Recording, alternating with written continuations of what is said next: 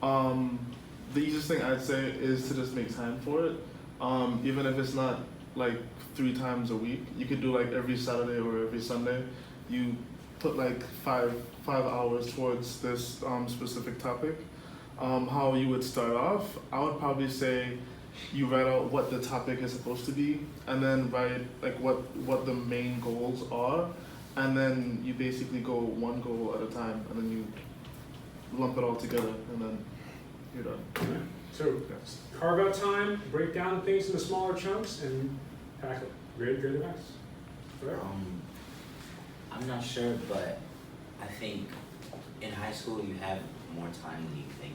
Of course, I don't know like what your extracurriculars are, but you have a lot of time. You can just set aside time for that, and whatever you know you can do at a desk in upstairs, you can do at a desk in your house. So if there's like, don't think of it as, oh, I can't do this because I'm not here.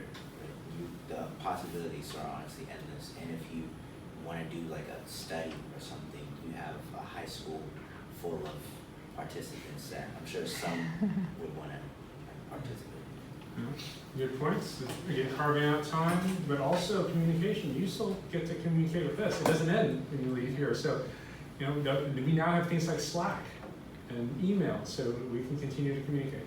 All right. Yeah. Well, I guess my thoughts went more to how do you like present stuff, how do you publicize stuff that you've done, and I did a lot of history research, and with that, it's just talk about it, show it to people, make YouTube videos about it, make blogs about it, and people will just come across it, but then you could also show that on your college apps and be like, check out my YouTube channel. Cool. All right, now let's go ahead and grad students. Let's start again from the front and back. Hang Jacob. Okay. So I think that I think currently, when I were in my high school, actually I have no idea about research happening. So currently I think you already had this resource like in the research lab. So I think besides the things you have learned about your current study, I think the most important thing is like how to come up with the research question. Since like you can meet with the clock and talk about your study design, how to design a study. I think this is the method you have learned, like how to conduct research.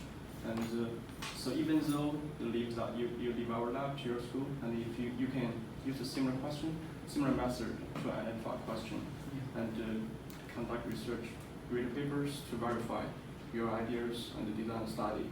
And also, so even though you like to away from our lab, if you have any question, you can still like to ask us, since the students are already graduated, like Shiva or Michael are very supportive. We will ask them some questions. So yeah, so even though we are away from our lab, you can feel free to send emails if you have any question. I think you can continue to identify your own research question and the design studies, and like maybe find several students with the same interest and do it together.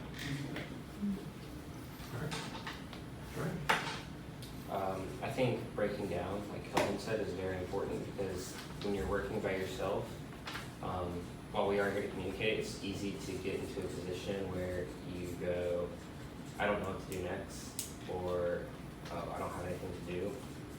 But if you have all of your tasks kind of built out already and you're like, okay, I need to do this thing, you can just cross them off as you go. And for Jeffrey's question as well, it kind of helps with burnout as well, because you're like, okay, I don't need to do everything today. I can do like 2 tasks today. Like, you don't have to do everything all at once. And another way to help with staying productive, or not staying productive, but doing research away, is just trying to make the research simple. It doesn't have to be something crazy. Just making it something that is, yeah. Keep it simple. Yeah. Silly. Something that you think will answer an interesting question, but isn't impossible to do. Okay, so as like what said, I really everybody else also mentioned, I think that keeping communication alive, like after you're leaving, is very important. So you can always like reach out to us, and then talk, discuss whatever your ideas are, and also we are giving you feedback. So that's very important. Also, I think that doing research away from lab, you can possibly do yourself, but also you can join a similar lab in college. That's because you're senior students. After you finish high school, you can join college and then find a similar lab. Since you got experience from here, you can easily transfer those experience to the new lab. And also, I think that we also have some undergrads actively working in our lab, not over the summer, but it's only Kelvin here, but we usually have more undergrad working on different projects. For example, Sam is undergrad working with me, so you can also work side by side with grad students and gain more experience in that way. All right, Stevie? Everyone made really good points. It's hard going last every time. You're gonna go first next time. You go first. I thought Adina made a really good point about publicizing what you're doing and getting it out there. I just joined Medium as a fun fact. It's a great resource. So it's interesting. It's a source for a lot of different discussion. But I saw one article that was just someone did an exploration of a data set. And I think that would be very easy for you to do on a monthly or however often basis of getting things that you're doing out there in a quick way, but also a meaningful way. And then maybe just maintaining the habits that you're starting this summer. So